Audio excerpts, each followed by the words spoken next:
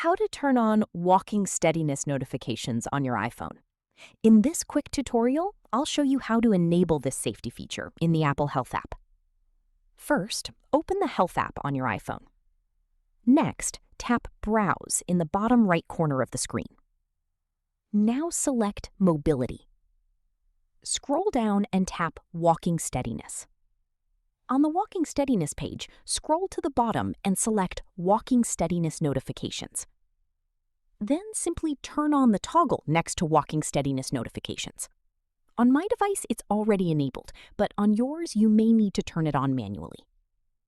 Once enabled, your iPhone can notify you if it detects that you may be at an increased risk of falling over the next 12 months based on your walking patterns and mobility data. This feature can be especially useful for older adults or anyone who wants additional insights into their mobility and balance. If you don't see the walking steadiness option, make sure health data tracking is enabled and that your iPhone is running a compatible version of iOS. And that's how to turn on walking steadiness notifications on iPhone.